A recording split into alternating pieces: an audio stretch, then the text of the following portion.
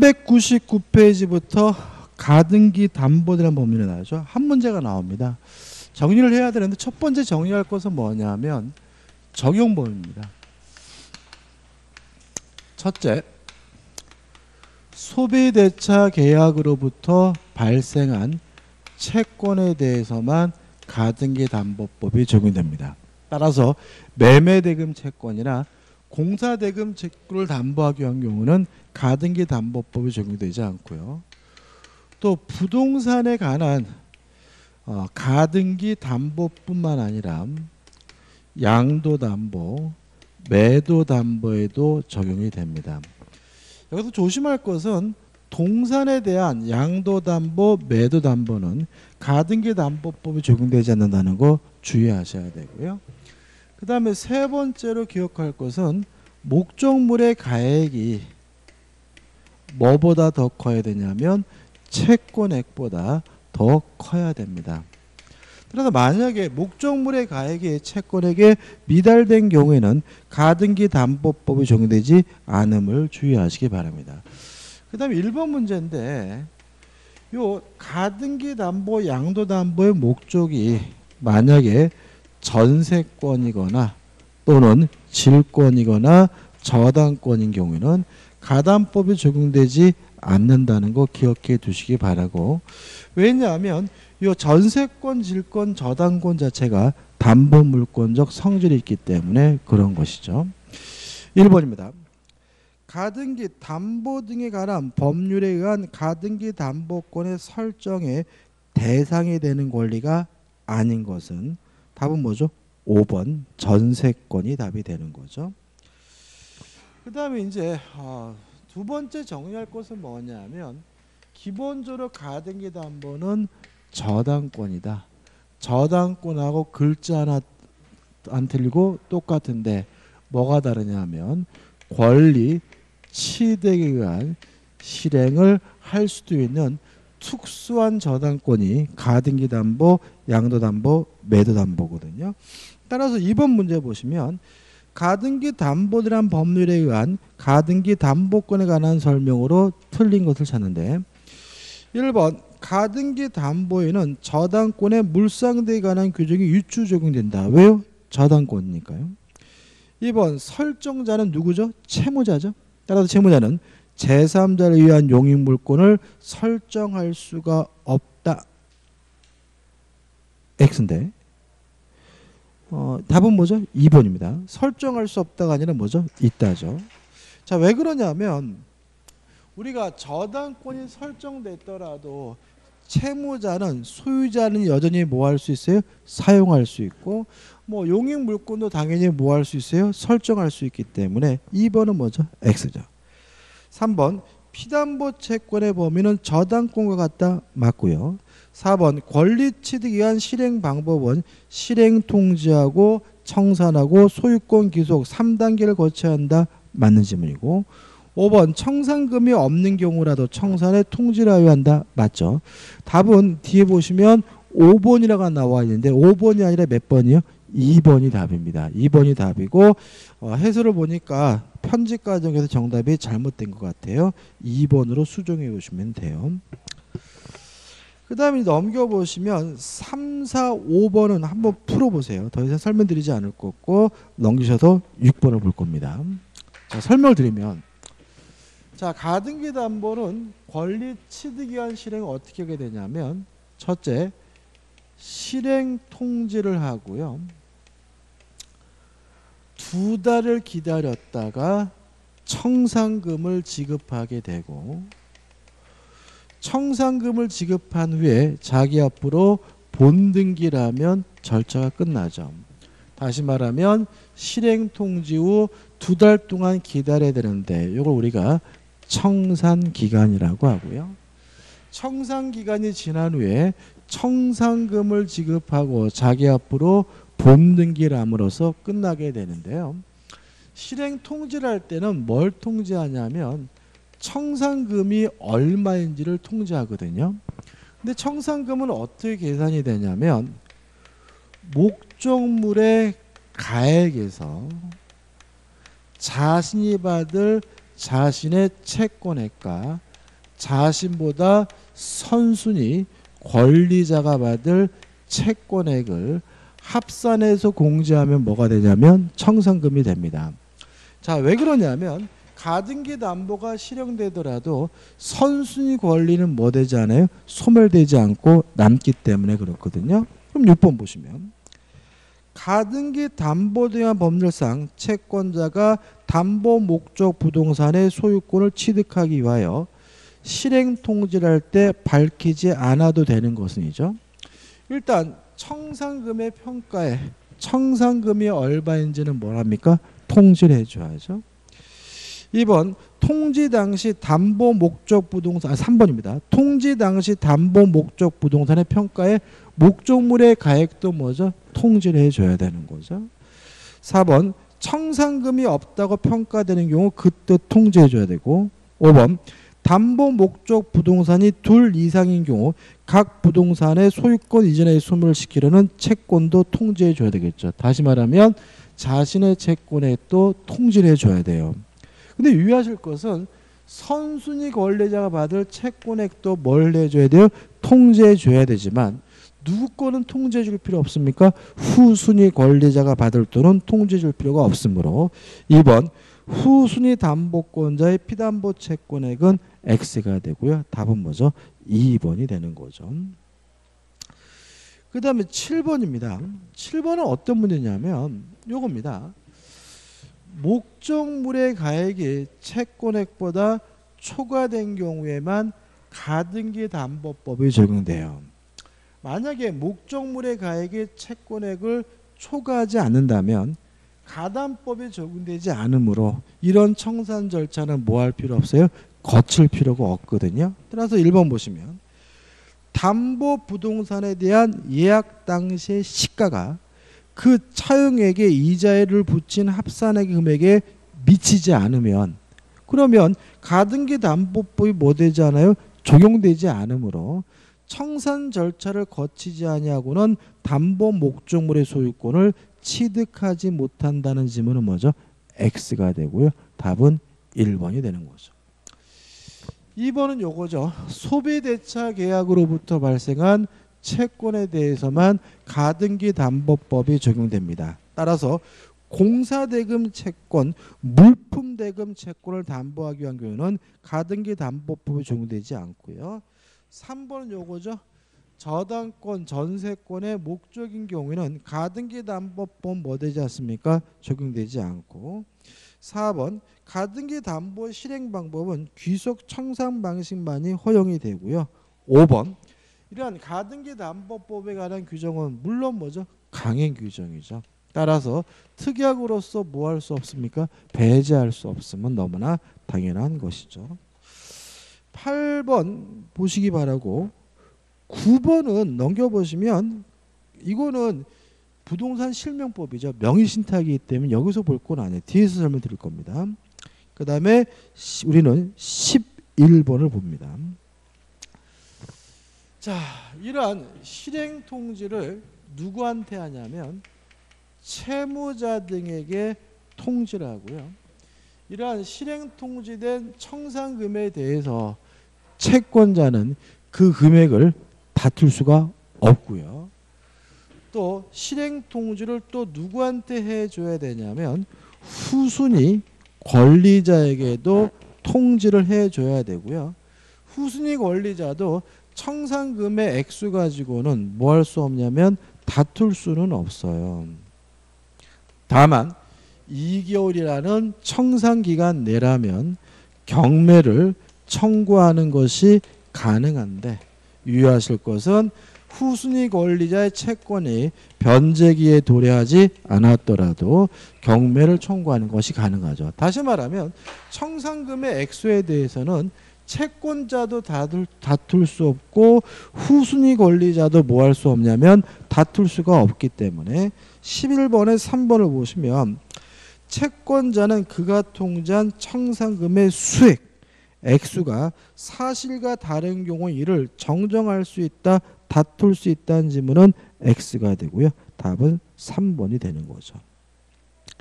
그 다음에 넘기셔가지고 12번입니다. 다음은 담보 가등기를 설정한 채무자의 가등기 말소 청구에 관한 기술로서 틀린 것은. 자, 이제 마지막으로 정리할 건데요. 변제를 하고 언제까지 말소를 해달라고 청구할 수가 있느냐, 이 문제. 자, 만약에 청산금이 존재한다면 청산금을 수령하기 전까지 변제하면 가등기 담보 등의 말소를 해달라고 청구할 수가 있습니다. 근데 만약에 청산금이 없는 경우에는 언제까지 돈을 갚으면 되냐면요, 가등기 담보의 경우에는 본등기 전까지 돈을 갚으면 가등기 담보의 말소를 청구할 수가 있고요. 만약에 양도담보, 매도담보의 경우에는 언제까지 돈을 갚으면 변제하고 말소를 청구할 수 있냐면 청산기간 만료 전까지 변제하면 말소해달라고 청구할 수가 있어요. 마지막으로 다만 변제기로부터 이미 10년이 경과됐거나 아니면 선의의 제3자가 이미 권리를 취득한 경우에는 변제하고 가등기 담보를 말소해달라고 청구할 수가 없다는 거 기억해 두시기 바랍니다. 보통 이렇게 독립된 문제로 나오기보다는 지문으로 나오게 되는데, 따라서 2번을 보시면 청산금이 없는 경우죠. 청산금이 없더라도 가등기 담보는 본등기 전까지 갚으면 말소를 청구할 수 있고요. 양도담보나 매도담보는 청산기간 만료 전까지 변제하면 말소해달라고 청구할 수 있으므로, 청산금이 없는 경우에는 채권자는 청산기간의 경과로 목적 부동산의 소유권을 취득하므로 말소 청구를 할 수 없다. X가 되고요. 답은 뭐죠? 2번이 되는 거죠. 그 다음에 13번이죠. 13번은 답만 볼 건데 이런 것도 참 생뚱맞은데 강행 규정입니다. 따라서 요 가등기 담보법이 정하고 있는 실행 통지 후 2달 지났다가 청산금을 지급하고 본등기를 해야 된다는 요 절차는 반드시 뭐예요? 지켜야 되는 거고요. 위반하게 되면 강행복귀 위반으로서 무효가 되거든요. 따라서 옳은 것은 2번, 갑이 청산기간이 지나기 전에 가등기 기한 본등기를 마쳤다면 강행복귀 위반으로서 무효이므로 그 본등기는 무효이다. 맞는 지문이고 답은 뭐죠? 2번이 되는 거죠. 나머지 문들 한번 보시기 바랍니다. 자, 이제 409페이지 집합건물법으로 갑니다. 이건 뭐 정리할 건 없죠. 필요한 문제만 골라서 풀 건데요. 1번, 집합건물의 소유 및 관리에 관한 법률에 관한 설명으로 틀린 건데, 공용 부분은 어떻게 사용하냐면요, 용도에 쫓아 사용합니다. 따라서 2번. 3번, 각 공유자는 공용 부분을 그 지분의 비율로 사용할 수 있다. X. 지분과 상관없이 용도에 쫓아 사용하므로 답은 뭐죠? 3번이 되는 거죠. 그 다음에 2번 문제인데 옳은 것을 찾는데요. 특별한 건 없죠. 한번 보시면 될 것 같고 3번, 4번, 5번까지는 안 풀어봅니다. 6번 문제를 풀어볼게요. 410페이지 6번입니다. 집합 건물의 소유 및 관리에 관한 법률의 내용으로 옳은 것은 답은 3번인데 의결 정도수는 좀 기억해 두셔야 되는데 규약에 대한 설정도 변경도 폐지도 4분의 3 이상의 찬성이 필요하다는 거 꼭 기억해 두시기 바라고요. 그 다음에 5번, 관리는 언제 선임해야 되냐면 구분 소유자가 10명 이상이면 선임하여야 하거든요. 따라서 5번 보시면 구분 소유자가 10인 이상일 때는 관리인을 둘 수 있다. X. 두어야 한다가 되는 거죠. 그 다음에 7번 문제는 답은 뭐죠? 1번입니다. 관리인의 선임은 관리단 집회의 소집 개최 없이 서면 교류를 할 수 있다. 맞는 지문이고요. 다시 말하면 관리인 지폐는 서면으로 결의할 수가 있으니까요. 그 다음에 신경을 써야 될 것은 3번입니다. 자, 구분 소유자만이 관리단의 구성원이 됩니다. 예외가 있는데 3번. 수분양자가 분양대금을 완납하였지만 분양자 측의 사정으로 소유권 이전 등기를 격려받지 못하였다면 그는 관리단의 구성원이 되어 의결권을 행사할 수 없다가 아니라 있다라는 게 판례 입장이니까 주의하시기 바랍니다. 일종의 뭐죠? 예외니까 꼭 기억해 두시기 바랍니다. 그 다음에 넘기셔가지고 9번 문제죠.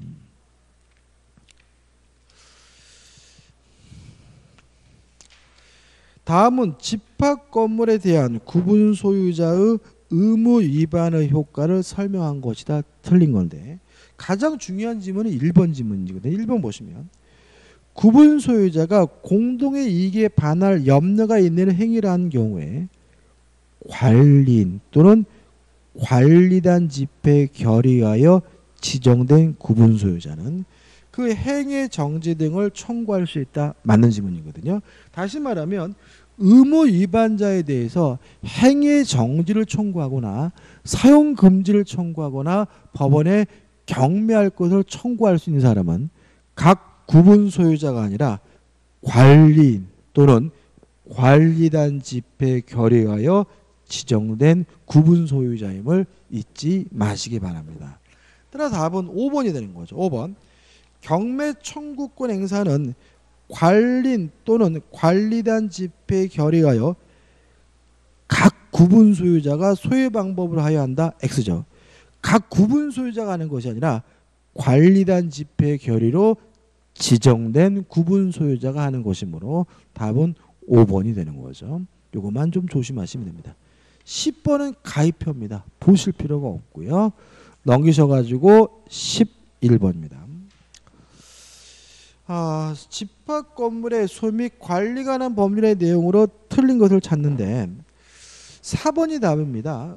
담보 책임에 대한 존속 기간에 관한 기산점은 전유 부분은 사용 승인일부터 기산하는 것이 아니라 인도시부터 기산하기 때문에 4번 X고 해설을 좀 꼭 기억해 두셔야 되고요. 그 다음에 13번도 꼭 기억해 두셔야죠. 의결전유수입니다.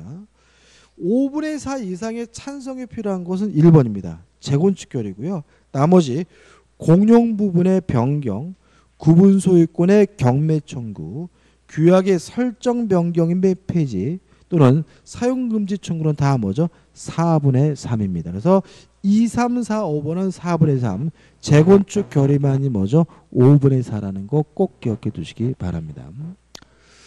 그 다음 넘겨보시면 15번입니다.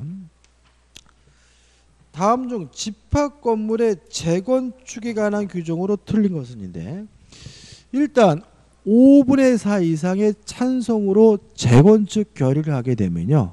1번 반대자에 대해서 서면으로 참여 여부를 체고하게 되고요. 2번 이러한 체고를 받은 구분 소유자는 2월 이내에 참여 여부를 회답해야 됩니다. 만약에 3번 2월 내에 회답하지 않으면 참여를 거절한 것으로 확정이 됩니다. 3번 보시면 2월 이내에 회답하지 아니한 경우 그 구분 소유자는 재건축에 참가하는 뜻을 회답한 것으로 본다. X가 되고요. 답은 3번이 되는 거죠. 그 다음에 이제 부동산 실명법이죠. 드디어 이제 마지막이네요. 문제가 아주 깨알같이 많은데요. 솔직히 필요한 것만 보면 되거든요. 자, 명의신탁에서 첫 번째 우리가 생각해 볼 것은 뭐죠? 유효한 명의신탁이죠. 자, 갑이 을과 만나서 명의신탁 약정을 하고 갑을에게 이전 등기를 해줬는데 갑과 을의 관계가 부부거나 또는 종중 재산이거나 또는 종교단체인 경우에는 세금 포탈 등의 불법한 목적이 없다면 명의신탁 약정도 유효하고 등기도 유효하죠. 자, 유효한 명의신탁에 대해서 우리 판례는 어떻게 해결하고 있냐면 대내적으로는 명의 신탁자인 갑에게 아직도 소유권이 있고요. 대외적으로는 제3자에 대해서는 명의 수탁자인 을에게 소유권이 있다라는 것이 우리 판례 입장입니다.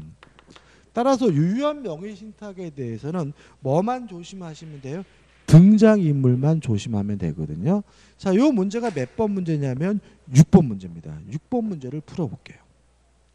6번 423페이지 6번입니다.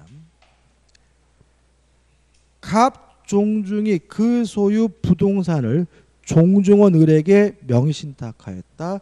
이 사안에 관한 설명을 틀린 건데 종중재산이니까 원칙적으로 뭐죠? 유효한 명의신탁이죠. 1번 현행법 하에서도 이 명의신탁 약정은 특별한 사정이 없는 한 유효하다. 맞는 질문이죠.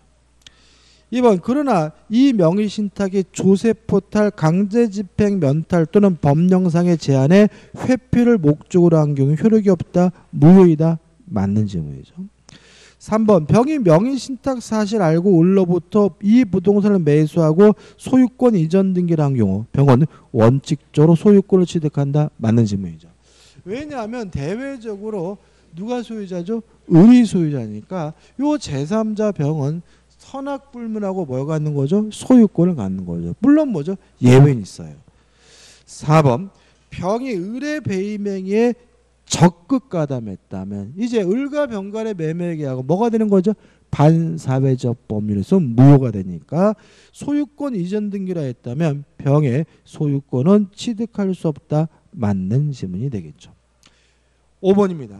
그래도 제3자에 대해서 누가 소유자인 거죠? 을이 소유자인 거죠. 그래서 만약에 병의 등기가 무효라면 갑은 을을 대의해서 말소를 청구할 수 있을 뿐 직접 말소해달라고 뭐 할 수는 없어요? 청구할 수는 없으므로 5번 위 사의 경우 갑종중은 을을 대의하지 않고도 병을 상대로 소유권 이전 등기 말소를 청구할 수 있다는 질문은 X고 이게 X인 이유는 대외적으로는 제3자에 대해서는 갑이 소유자가 아니라 누가 소유자이기 때문에 을이 소유자이기 때문에 그런 거죠. 끝입니다. 그 다음에 이제 두 번째 명의신탁은 뭐냐면 3자가 명의신탁이죠. 3자가 명의신탁이죠. 자, 갑이 을과 만나가지고 을소유 A 토지에 대해서 매매 계약을 했어요. 그러면 이제 을이 뭐가 되는 거죠? 매도인인 거죠. 근데 갑이 직접 자기 앞으로 등기해 놓기가 껄끄러워서 병과 만나서 명의신탁 약정을 하고 을이 병에게 직접 등기를 해줬다면 이걸 우리가 3자가 명의신탁 또는 중간 생략형 명의신탁이라고 하는데 물론 명의신탁 약정도 무효고 등기도 무효죠. 따라서 병 앞에 등기는 무효이니까 매도인에게 아직 뭐가 있는 거죠? 소유권이 있는 거고요. 따라서 갑과 병 간의 관계는 무효니까 갑은 병에게 이전 등기해달라거나 말소 등기해달라고 뭐 할 수는 없어요? 청구할 수는 없죠. 요 3자간 명의신탁의 가장 핵심적인 것은 요 갑과 을 간의 매매 계약은 유효라는 점이죠. 따라서 갑은 을에게 이전 등기해달라고 요구할 수 있는 뭐가 있는 상태입니까? 채권이 있는 상태이기 때문에 갑은 을의 소유권을 뭐 할 수 있는 거죠? 대위 행사할 수가 있는 거죠. 따라서 갑은 병에게 직접 이전 등기나 말소 등기해달라고 청구할 수는 없고요. 을의 소유권을 대위 행사해서 말소시킨 후 이전 등기 받으면 그때 비로소 뭘 가질 수 있는 거죠? 소유권을 가질 수가 있는 거죠. 3자가 명의신탁도 시험 문제 잘 내는 편입니다. 그래서 몇 번 문제부터 풀어볼 거냐면요. 9번 문제부터 풀어보죠. 9번입니다. 426페이지 9번이죠. 갑은 을 소유 토지를 매입하면서 병의 명의를 빌리기로 합의하고 을에게 직접 병 앞으로 등기를 이전하여 줄 것을 부탁하였다. 이 경우에 법률관계에 관한 설명으로 틀린 거죠. 1번 갑과 병이 부부이고 병 앞으로 이전 등기가 격려되었다면 부동산 실권리자 명의 등기가 관한 법률상의 일정한 사유가 없는 경우 하나요. 갑과 병 사이의 명의신탁은 유효하다. 맞죠? 다시 말하면 부부간의 명의신탁은 불법한 목적이 없는 한 유효죠. 2번 갑과 병 사이의 명의신탁 계약은 무효이다. 맞죠? 약정은 무효고.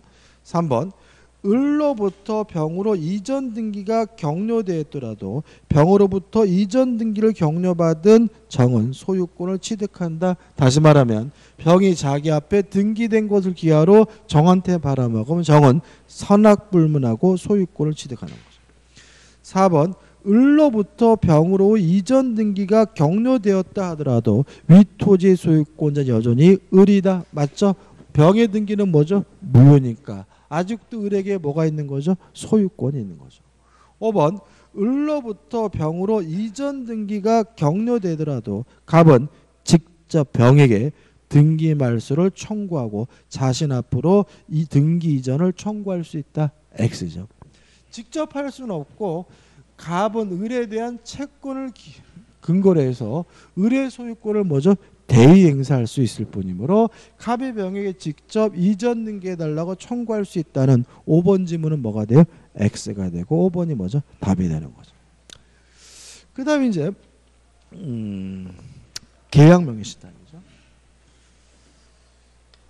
갑이 병이 소유하고 있는 토지를 사고 싶은데 직접 나서기가 어려가지고 을과 만나가지고 명의신탁 약정을 하고요.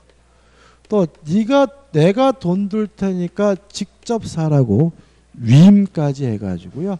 명의수탁자인 을이 병과 만나서 매매 계약을 하고 매도인인 병에서 을로 이전 등기가 이루어졌다면 갑과 을 간의 명의신탁 약정 무효고 등기도 무효인 것이 원칙입니다. 다만 매도인이 갑, 을 간의 명의신탁 약정에 대해서 뭐죠? 선이라면 을의 등기는 무효가 아니라 뭐죠? 유효하죠. 따라서 을은 확정적으로 뭘 갖게 되죠? 소유권을 갖게 되므로 갑은 을에게 소유권 자체를 부당이득이라는 이유로 반환 청구할 수는 없고요. 다만 위임을 하면서 지급한 매매 대금에 대해서만은 부당이득으로서 반환 청구할 수 있다는 것이 우리 판례 입장이죠. 이걸 우리가 계약명의신탁이라고 하고 계약명의신탁도 잘 내는 편이죠. 10번을 봅니다. 10번 문제입니다. 명의신탁자 갑은 을과 명의신탁 약정을 하고 수탁자 을이 매수인으로부터 병소의 X 토지를 매입하고 을 명의로 이전 등기를 격려하였다. 이 경우에 법률관계에 대한 설명으로 틀린 것은 1번 갑을 간의 명의신탁 약정은 유효하다. X죠. 왜요? 유효한 것은 등기가 뭐한 거죠? 유효한 것이지 약정이 뭐한 것은 아니에요? 유효한 것은 아니죠. 따라서 답은 뭐죠? 5번이 아니라 몇 번이죠? 1번이죠. 오늘 오답이 맞네요. 그죠? 답은 5번이 아니라 몇 번입니까? 1번이 답이죠. 따라서 갑을 간의 명의신탁 약정 유효하다. X입니다. 2번 계속 볼게요. 병이 갑을 간의 명의신탁 약정이 있다는 사실을 알고 있었던 경우 을 명의 이전 등기는 무효이다. 맞죠? 그죠? 다시 말하면 병의 등기 그죠? 을의 등기가 유효하려면 매도인이 뭐 해야 돼요? 선해야 되고 매도인이 악이라면 그 등기는 뭐예요? 무효이므로 2번은 뭐죠? 맞는 지문이죠. 따라서 3번 이의 경우 X 토지의 소유자는 병이다. 맞는 지문이죠. 4번 병이 갑을 간의 명의신탁이 있다는 사실을 모른 경우 을 명의 등기가 무효로 되지 않는다. 유효하다. 맞는 지문이죠. 5번 위 사의 경우 을은 갑에 대해 당의 부동산을 부당이득으로 반환할 의무가 있다. X죠. 그죠? 그러니까 답은 뭐죠? 두 개입니다. 이것도 오타 같아. 그죠? 그러니까 1번 명의신탁 약정은 유효가 아니라 뭐죠? 무효니까 1번과 5번 두 개가 뭐죠? 답이 되는 거죠. 다시 말하면 을이 확정적으로 뭘 갖게 됐어요? 소유권을 갖게 됐으므로 갑은 소유권 자체를 부당이득으로 반환을 청구할 수 없다는 것이 판례 입장이므로 답은 뭐죠? 1번과 5번 두 개가 답이 되는 거죠. 그다음 이제 마지막입니다. 자, 이거는 마지막 어떤 문제냐면 병에서 을로 넘어오게 된 이유가 매매가 아니라 경매로 넘어왔어요. 경매로 넘어왔다는 말은 결국은 경매를 누가 했다는 거죠? 법원이 했다는 거죠. 그러면 매도인인 채무자가 갑과 을 간의 명의신탁 약정 사실에 대해서 선인지 악인지 여부는 뭐 할 필요 없어요? 따질 필요가 없는 거예요. 따라서 병에서 을로 넘어오게 된 원인이 경매라면 이때는 매도인이 선이든 악이든 따지지 않고 을의 등기는 유효하다는 것이 판례 입장입니다. 다시 말하면 계약 명의신탁이 뭐에 대해서요? 경매에 대해서 이루어졌다면 이때는 매도인인 채무자가 선이든 악이든 상관없이 등기는 항상 유효하다는 것이 우리 판례 입장이거든요. 이 문제가 최근에 잘 내고 있는데 두 문제나 있습니다. 424페이지에 7번 문제부터 먼저 풀어볼게요. 424페이지 7번입니다. 갑은 2015년 10월 17일 경매 절차가 진행 중인 을 소유 토지를 취득하기 위하여 병에게 매수 자금을 지급하면서 병 명의로 소유권 이전 등기를 하기로 약정하였다. 병은 위 약정에 따라 위 토지에 대한 매각 허가 결정을 받고 매각 대금을 완납함으로 자신의 명의로 소유권 이전 등을 마쳤다. 다음 설명 중 옳은 거죠. 그럼 여기서 달라진 것은 을과 병이 바뀌었죠. 을이 누구죠? 매도인 채무자. 병이 뭐죠? 명의 수탁자고요. 결론은 을이 선이든 악이든 묻지 않고 병의 등기는 유효하기 때문에 병은 뭘죠? 소유권을 갖거든요. 기억, 갑과 병의 관계는 계약 명의신탁에 해당한다. 맞는 질문이죠. 니은번, 갑과 병의 명의신탁 약정 사실 을이 알았다면 병은 토지 소유권을 취득하지 못한다. X가 되고요. 디귿번, 갑은 병에 대하여 매수자금 상당의 부당이득 반환을 청구할 수 있다. 맞는 질문이죠. 다시 말하면 이때는 을은 선악 불문하고 병의 등기는 뭐죠? 유효함으로 병은 소유권을 취득하게 되고요. 갑은 병에게 매매 대금에 대해서 부당이득으로서 뭐 할 수 있어요? 반환을 청구할 수 있는 거니까 니은번만 X고 기억 디귿은 맞는 질문이죠. 이게 뭐죠? 27의 기출문제잖아요. 최근에 또 냈어요. 자, 428페이지 오시면 13번 마지막 문제입니다. 작년도 문제죠. 요거 풀고 이제 우리가 수업을 끝내는 거죠. 자, 13번. 부동산 경매 절차에서 병 소유 X 건물을 취득하려는 갑은 친구 을과 명의신탁 약정을 맺고 2018년 5월 을 명의로 매각 허가 결정을 받아 자신의 비용으로 매각 대금을 완납하였다. 그 을 명의로 X 건물의 소유권 이전 등기를 마쳐줬죠. 그럼 또 다시 을과 병이 또 뭐죠? 바뀌었죠. 병이 누굽니까? 매도인이고 을이 뭐죠? 명의 수탁자죠. 자, 옳은 걸 찾습니다. 1번. 갑의 을에 대하여 X 건물에 대한 소유권 이전 등기 말소를 청구할 수 있다. X. 왜냐하면 병은 을은 확정적으로 이미 뭘 취득했어요? 소유권을 취득했으니까요. 2번. 갑은 을에 대해 부당이득으로 X 건물의 소유권 반환을 청구할 수 있다. X. 왜요? 을은 이미 확정적으로 뭘 취득했죠? 소유권을 취득했으니까. 3번. 병이 갑과 을 사이의 명의신탁 약정이 있다는 사실을 알았더라도 을은 X 건물의 소유권을 취득한다. 맞죠? 이때는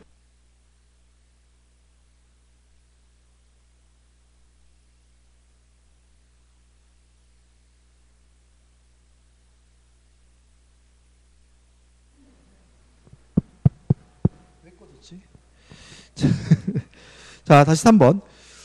병은 을은 선악불문하고 뭘 갖죠? 소유권을 가짐으로 3번 병이 갑과 을 사이 명의신탁 약정이 있다는 사실을 알았더라도 을은 X 건물의 소유권을 취득한다. 맞는 지문이고 답은 뭐죠? 3번이 되는 거죠. 4번 유치권은 아무 때나 성립되는 거 아니잖아요. 그죠? 목적물에 관해 생긴 채권에 대해서만 유치권이 성립되므로 X 건물을 점유하는 갑은 을로부터 매각대금을 반환받을 때까지 X 건물을 유치할 권리가 있다. X가 되고요. 5번 X 건물을 점유하는 갑이 정에게 X 건물을 매도하는 계약을 체결했어요. 그러면 을 거를 팔아먹은 거죠. 타인 소유물의 매매 계약도 유효한 거잖아요. 항상. 따라서 을이 소유자인데 갑이 팔아먹고 타인 소유물의 매매 계약도 뭐요? 유효하니까 그 계약은 무효이다. X가 되고요. 따라서 옳은 것은 뭐죠? 3번이 되는 거죠. 그래서 부동산 실명법에 대해서 너무 어렵게 생각하지 마시고 몇 가지죠? 네 가지죠. 유효한 명의신탁, 삼자간 명의신탁, 계약 명의신탁, 마지막으로 경매에 있어서 계약 명의신탁. 이 네 가지만 정리하시면 됩니다. 자, 여기까지입니다. 그동안 수고 많으셨고요. 다음 주부터 이제 뭐죠? 동형 모의고사 들어갑니다. 고맙습니다.